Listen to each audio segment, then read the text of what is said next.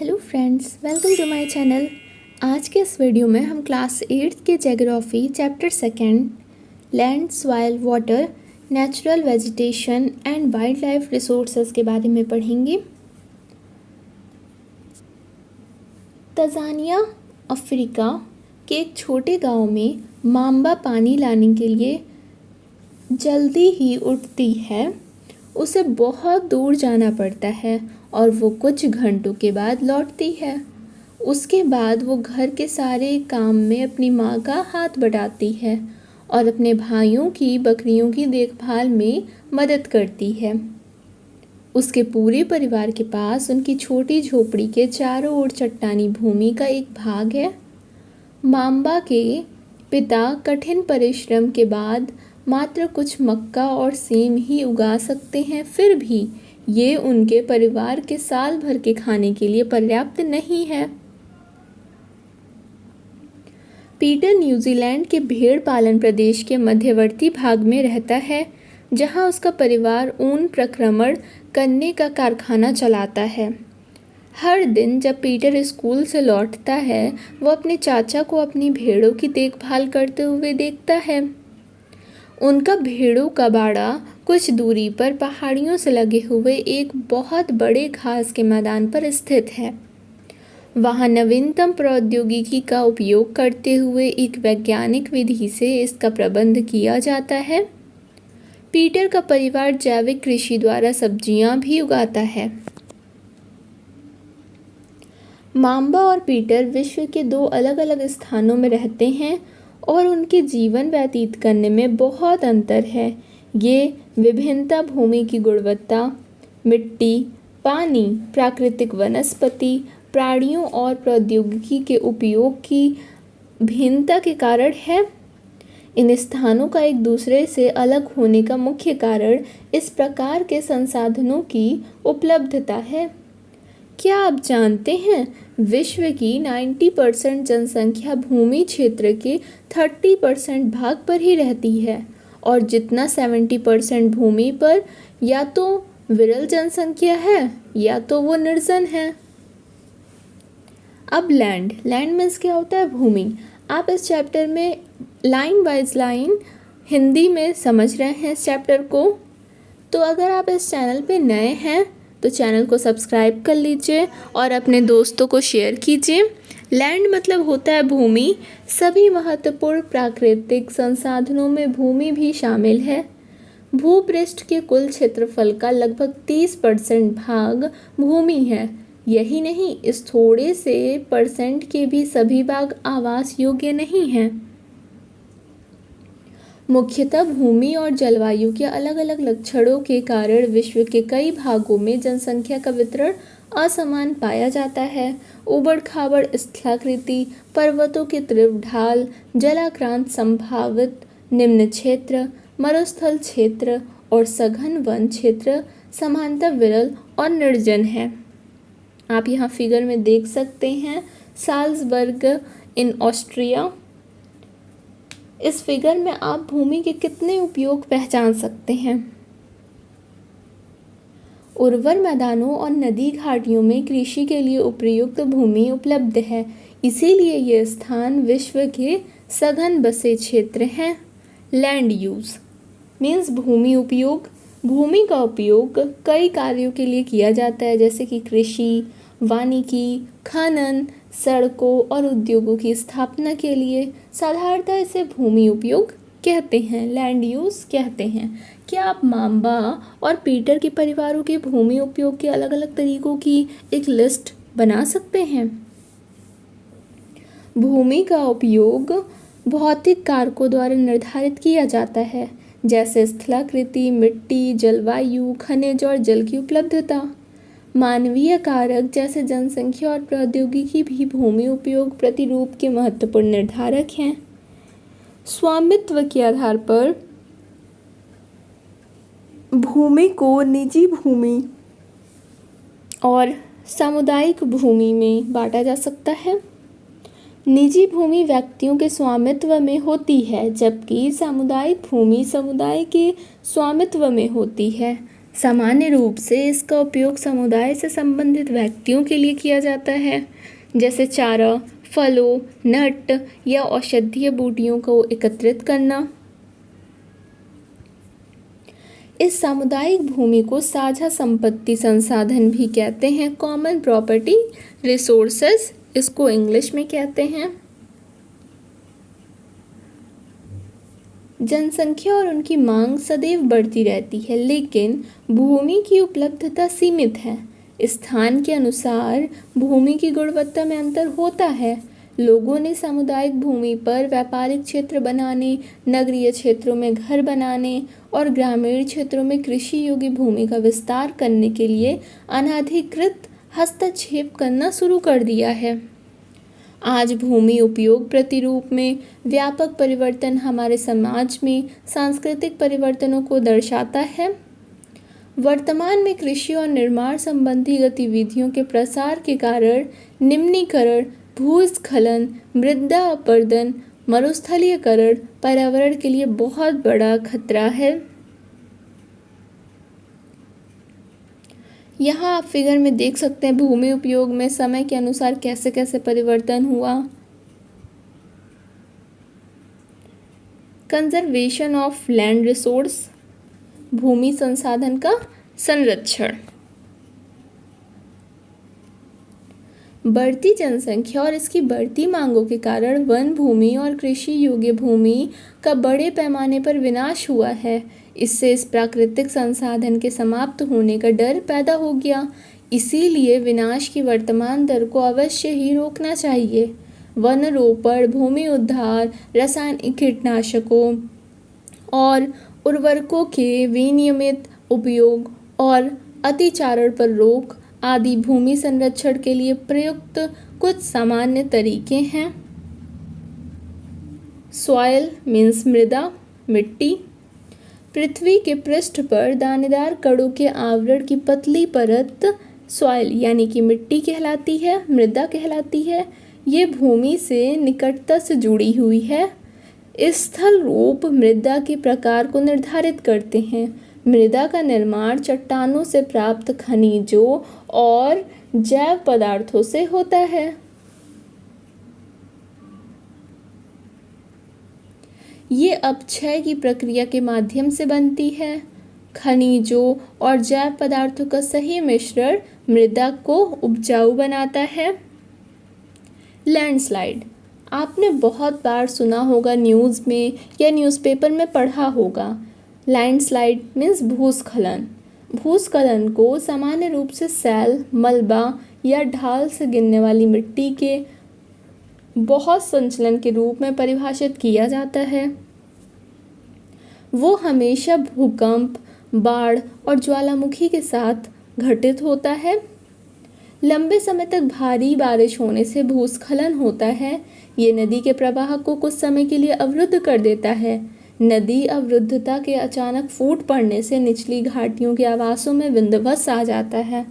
पहाड़ी भूभाग में भूस्खलन एक मुख्य और विस्तृत रूप से फैली प्राकृतिक आपदा है जो हमेशा जीवन और संपत्ति को आघात पहुंचाती है और चिंता का एक मुख्य विषय है। A case study. Himachal Pradesh के किन्नौर जिले में रेकांग पीओ के पास पंजी गांव में बड़े भूस्खलन के कारण राष्ट्रीय महामार्ग 22 की पुरानी हिंदुस्तान तिब्बत सड़क का 200 मीटर तक का भाग नष्ट हो गया। ये भूस्खलन पंजी गांव में बहुत तेज विस्फोटन के कारण हुआ था। विस्फोटन के कारण ढाल का ये कमजोर क्षेत्र नीचे गिर गया, जिसके कारण सड़क और गांव के आसपास के क्षेत्र को क्षति पहुंची। पंजी गांव को किसी संभावित मानव विनाश से बचाने के लिए पूर्ण रूप से खाली करा दिया गया था। Mitigation mechanism. वैज्ञानिक प्रविधियों के विकास से हमें समझने की शक्ति मिली है। भूस्खलन उत्पन्न होने के कौन कौन से कारक हैं, उनका प्रबंधन कैसे करना है, भूस्खलन को रोकने की कुछ प्रविधियाँ कौन कौन सी हैं, तो आइए हम जानते हैं। भूस्खलन प्रभावी क्षेत्रों का मानचित्र बनाकर इसमें प्रभावित होने वाले स्थानों को इंगित करना। इस प्रकार इन क्षेत्रों को आवास बनाने के लिए छोड़ा जा सकता है।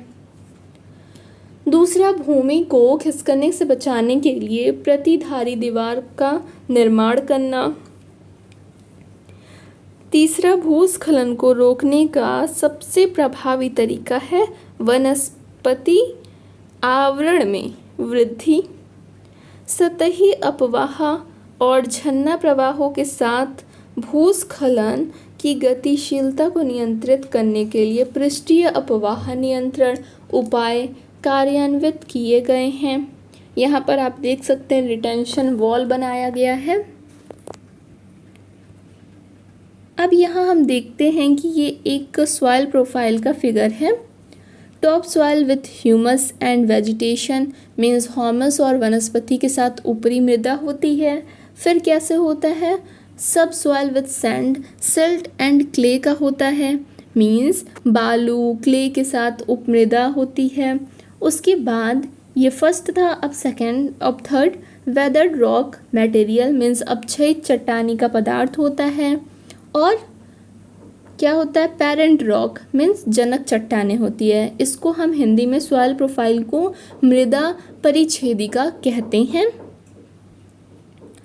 Do you know it takes 100 of years to make just 1 centimeter of soil। केवल 1 सेंटीमीटर मिट्टी को बनने में सैकड़ों साल लग जाता है। क्या आप जानते हैं? फैक्टर्स ऑफ सॉइल फॉर्मेशन, यहाँ फैक्टर्स देख सकते हैं सॉइल का। ये है parent rock, second climate, third relief, flora fauna and micro organism, nest time. ये पेरेंट रॉक जैसे जनक शैल रंग, गठन, खनिज मात्रा, पारगम्यता को निर्धारित करती है। फिर क्लाइमेट जलवायु, तापमान, बारिश, अपक्षय और हामोस निर्माण की दर को प्रभावित करता है। उसके बाद रिलीफ, उच्चवच, तुंगता और ढाल मिट्टी के संचय को निर्धारित करता है। Flora fauna and micro organism, ये सूक्ष्म जीव की निर्माण दर को प्रभावित करता है। समय मृदा परिच्छेदिका की मोटाई को निश्चित करता है। ये सब क्या है? मिट्टी निर्माण को प्रभावित करने वाले एक कारक हैं। ठीक है, अब हम यहाँ पर पढ़ेंगे मिट्टी निर्माण के और कैसे कैसे कारक होते हैं। The major factors of soil formation, मृदा निर्माण के मुख्य कारक जनक सेल का स्वरूप और जैविक कारक है। मृदा निर्माण के और कई कारक जैसे स्थलाकृति, जैव पदार्थों की भूमिका और मृदा निर्माण के संगठन में लगा समय है। अलग अलग स्थानों में ये अलग अलग होता है। Degradation of soil and conservation measures, मृदा अपरदन और छिड़ता मृदा संसाधन के लिए 2 मुख्य खतरे हैं, मानवीय और प्राकृतिक। दोनों ही कारकों से मृदाओं का निम्नीकरण हो सकता है। मृदा के निम्नीकरण में सहायक कारक वन उन्मूलन, अतिचारण, रासायनिक उर्वरकों और कीटनाशकों का अत्यधिक उपयोग, वर्षा दोहन, भूस्खलन और बाढ़ है। मृदा संरक्षण की कई विधियां हैं जैसे कि मल्चिंग मीन्स मल्च बनाना, पौधों के बीच अनावृत भूमि जैव पदार्थ जैसे प्रवाल से ढक दी जाती है जिससे कि मिट्टी की आर्द्रता रुकी रहती है। कॉन्टूर बैरियर्स, चौड़े समतल सोपान या वेदिका त्रिव ढालों पर बनाए जाते हैं ताकि वो एक सतह सपाट फसल उगाने के लिए उपलब्ध हो जाए। इससे पृष्ठीय प्रभाव और मृदा अपरदन कम होता है। यहाँ फिगर में देख सकते हैं। फिर नेक्स्ट होता है rock dam, terrace farming, intercropping, nest contour plugging, shelter belts, ये सब एक उपाय हैं उसको संरक्षण करने का। यहाँ एक्टिविटी दी गई है, आप इसे पढ़ के कर सकते हैं, बहुत ही अच्छी है। उसके बाद आता है वाटर। पानी एक महत्वपूर्ण नवीकरणीय प्राकृतिक संसाधन है। आप जानते हैं कि जल ही हमारा जीवन है, जैसा कि आपने सुना होगा, और इसके बगैर हम रह नहीं सकते पानी के बगैर। भूपृष्ठ का 3/4 भाग जल से यानी कि पानी से ढका हुआ है, इसीलिए इसे जल ग्रह कहना उपयुक्त है। तो लगभग 3.5 बिलियन ईयर्स एगो जीवन आदि महासागरों में ही शुरू हुआ था। यद्यपि आज भी महासागर पृथ्वी की सतह के 2/3 भाग को ढका हुआ है और कई प्रकार के पौधों और जंतुओं को मदद करता है। महासागरों का जल लवणीय है और मानवीय उपयोग के लिए उपयुक्त नहीं है। अलवण जल केवल 2.7% ही है। इसका लगभग 70% भाग बर्फ की चादरों और हिमानियों के रूप में अंटार्कटिका, ग्रीनलैंड और पर्वतीय प्रदेशों में पाया जाता है। अपनी स्थिति के कारण ये मनुष्य ही पहुंच के बाहर है। केवल 1% अलवण जल ही उपलब्ध है और वो मानव उपभोग के लिए उपयुक्त है। ये भौम जल नदियों और झीलों में पृष्ठीय जल के रूप में और वायुमंडल में जल वाष्प के रूप में पाया जाता है। डू यू नो, सन 1975 में मानव उपभोग के लिए जल की खपत 3850 घन किलोमीटर पर ईयर थी, जो वर्ष 2000 में बढ़कर 6000 घन किलोमीटर पर ईयर से भी अधिक हो गई। फिर आप क्या और जानते हैं कि एक टपकता हुआ पानी एक साल में 1200 लीटर पानी व्यर्थ कर देता है, नष्ट कर देता है। इसीलिए जब कहीं भी हम ये खुला टैप या बिना मतलब के पानी को खर्च नहीं करना चाहिए और अगर कहीं दिखे तो उसे रोकना चाहिए, पानी बचाना चाहिए। इसीलिए अलवणीय जल पृथ्वी का सबसे अधिक मूल्यवान पदार्थ है। पृथ्वी पर जल ना बढ़ाया जा सकता है और ना घटाया जा सकता है। इसकी कुल मात्रा स्थिर रहती है। इसकी प्रचुरता में विविधता प्रतीत होती है क्योंकि ये वाष्पीकरण, वर्षण और वाह की प्रक्रियाओं द्वारा महासागरों, वायु, भूमि, फिर से महासागरों में चक्र द्वारा निरंतर गतिशील है। जैसा कि आप जानते हैं, इसे जल चक्र कहते हैं। मनुष्य जल की बड़ी मात्रा का उपयोग न केवल पीने प्रक्रिया में करता है, जल कृषि, उद्योगों, बांधों के जलाशयों के माध्यम से विद्युत उत्पादन करने में भी प्रयोग किया जाता है। जल स्रोतों के सूखने या जल प्रदूषण के कारण अलवणीय जल की आपूर्ति की कमी के मुख्य कारक बढ़ती जनसंख्या, भोजन और नकदी फसलों की बढ़ती मांग, बढ़ता नगरीकरण और बेहतर होता जीवन स्तर है। यहाँ फिर एक एक्टिविटी दी गई है, आप इसे भी कर सकते हैं। Problems of water availability. विश्व के कई प्रदेशों में जल की कमी है। अधिकांश अफ्रीका, पश्चिमी एशिया, दक्षिण एशिया, पश्चिमी संयुक्त राज्य अमेरिका के भाग, उत्तर पश्चिमी मैक्सिको, दक्षिण अमेरिका के भाग और संपूर्ण ऑस्ट्रेलिया अलवणीय जल की आपूर्ति की कमी का सामना कर रहे हैं। ये देश ऐसे जलवायु प्रदेशों में स्थित है जहां अक्सर सूखा पड़ता है।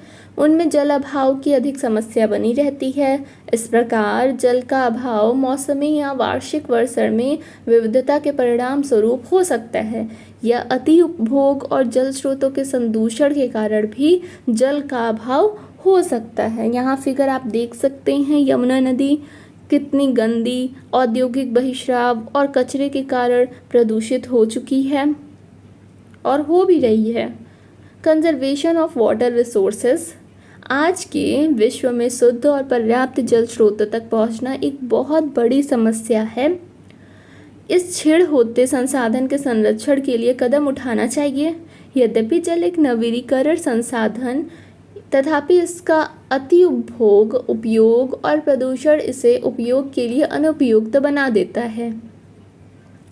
अशोधित या आंशिक रूप से शोधित वाहित मल, कृषि रसायनों का विसर्जन और जल निकायों में औद्योगिक बहिस्राव जल के प्रमुख संदूषक हैं। इनमें शामिल नाइट्रेट धातुओं और पीड़कनाशी जल को प्रदूषित कर देते हैं। इनमें से अधिकांश रसायन अजैव निम्नीकरणीय होने के कारण जल द्वारा मानव शरीर में पहुंच जाता है। इन प्रदूषकों को जल निकायों में छोड़ने से पूर्व बहिस्रावों को उपयुक्त विधि से शोधित करके जल प्रदूषण नियंत्रित किया जा सकता है। वन और अन्य वनस्पति आवरण धरातलीय प्रवाह को मंद करते हैं और भूमिगत जल को फिर से पूरित करते हैं।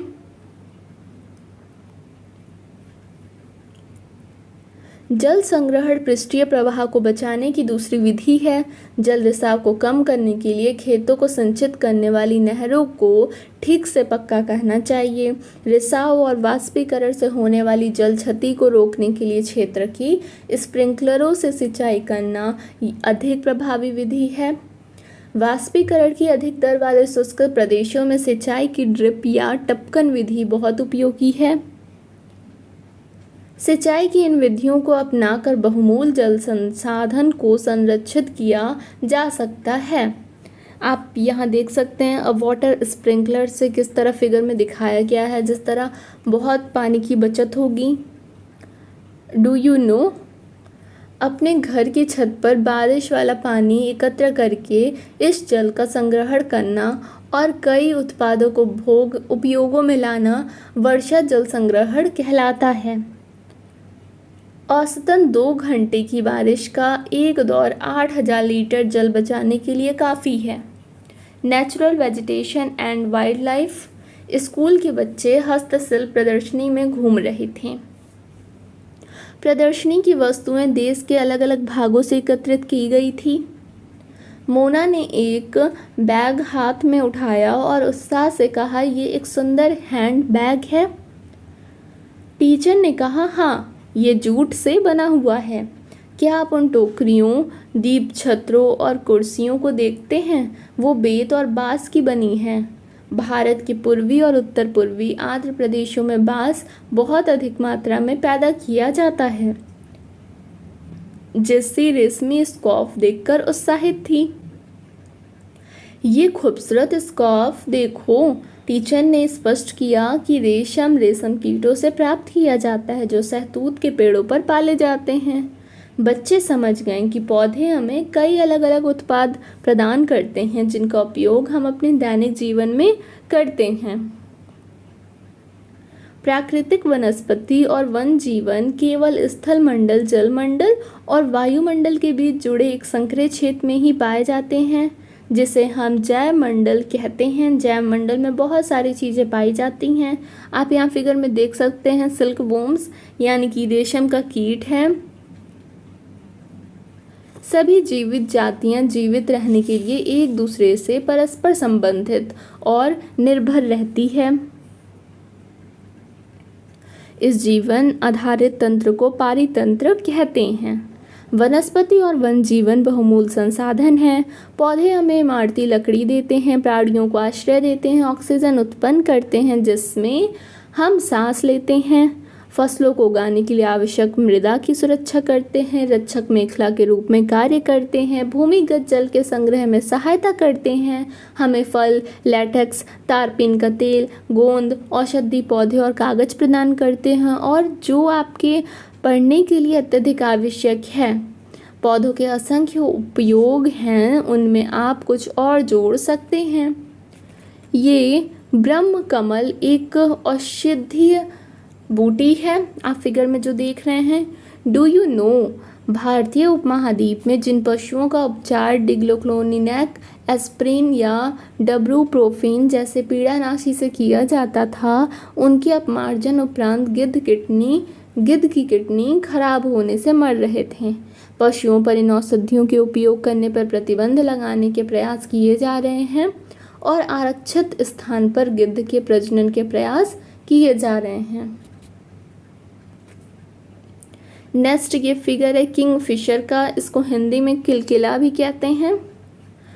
वन जीवन के अंतर्गत जंतु, पक्षी, कीट और जलीय जीव रूप आते हैं।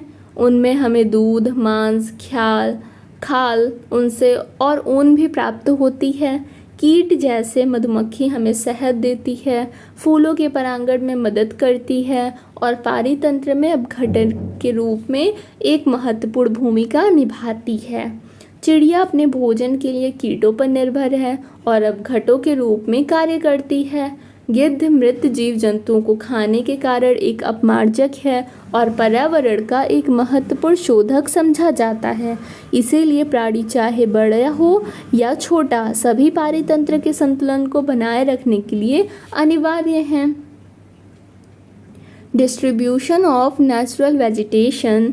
वनस्पति की वृद्धि मुख्य रूप से तापमान और आर्द्रता पर निर्भर करती है। विश्व की वनस्पति के मुख्य प्रकारों को 4 वर्गों में रखा जा सकता है, जैसे कि वन, घास स्थल, गुल्म और टुंड्रा। ये आप फिगर देख रहे हैं ग्रासलैंड एंड फॉरेस्ट का, घास स्थल और वन का। भारी वर्षा वाले क्षेत्रों में विशाल वृक्ष उग सकते हैं।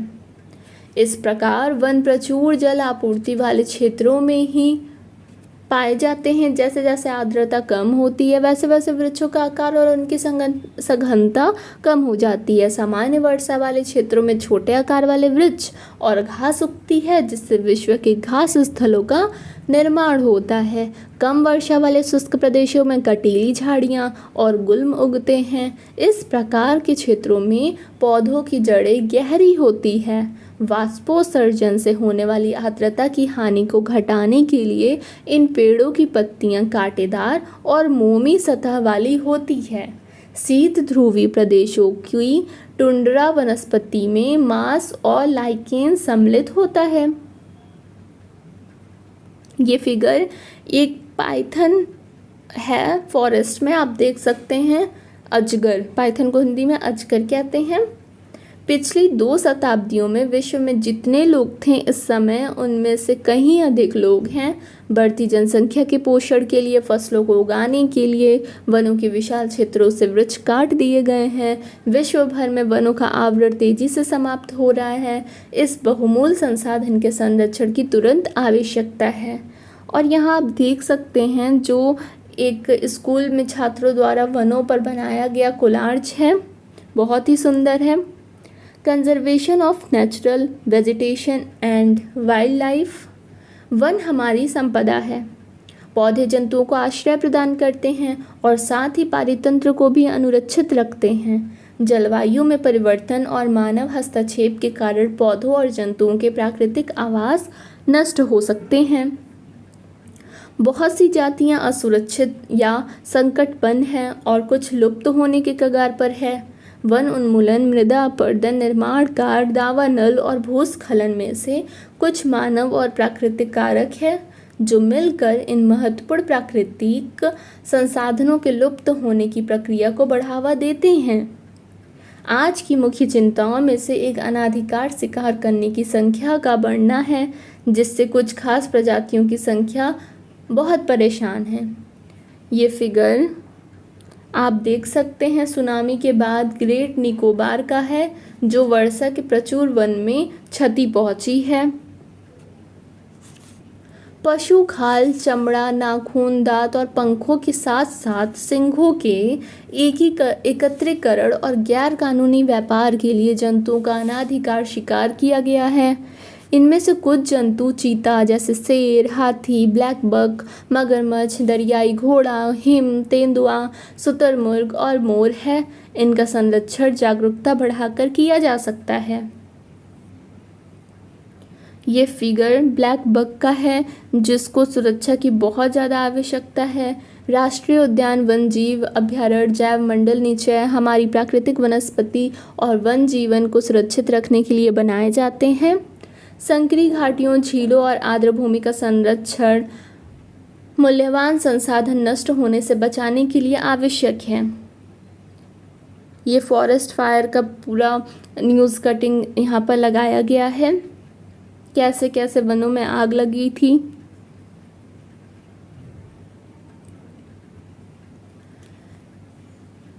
नेशनल पार्क मीन्स राष्ट्रीय उद्यान होता है वर्तमान और भविष्य की पीढ़ी के लिए एक या एक से अधिक पारितंत्रों की पारिस्थितिक एकता को एकता की रक्षा के लिए नामित किया गया प्राकृतिक क्षेत्र। यदि प्रजातियों की सापेक्ष संख्या को भंग ना किया जाए तो पर्यावरण में संतुलन बना रहता है। विश्व के कई भागों में मनुष्य ने अपने क्रियाकलापों से कई प्रजातियों के प्राकृतिक आवासों से उथल पुथल कर दी है। कई पक्षियों और जीव जंतुओं के अंधाधुंध शिकार के कारण या तो वो विलुप्त हो गए हैं या विलुप्त होने के कगार पर हैं। प्रादेशिक और सामुदायिक स्तर पर जागरूकता कार्यक्रमों जैसे सामाजिक वानिकी, वन महोत्सव को प्रोत्साहित करना चाहिए। स्कूल के बच्चों को पक्षी देखने प्राकृतिक कैंपों में जाने के लिए प्रोत्साहित करना चाहिए ताकि वो विविध जातियों के निवास का अवलोकन कर सकें। बहुत से देश पक्षियों और पशुओं को मारने और उनके व्यापार करने के विरुद्ध हैं। भारत में शेरों, चीतों, हिरणों, भारतीय सारंग और मोर को मारना अवैध है। एक अंतर्राष्ट्रीय परिपाटी CITES, the convention on international trade in endangered species of wild fauna and flora की स्थापना की गई,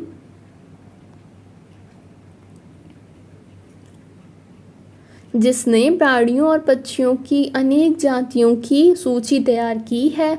इस लिस्ट में दिए गए सभी पक्षियों और प्राणियों के व्यापार करने पर प्रतिबंध लगाया गया है। पौधों और प्राणियों का संरक्षण सभी नागरिकों का नैतिक कर्तव्य है।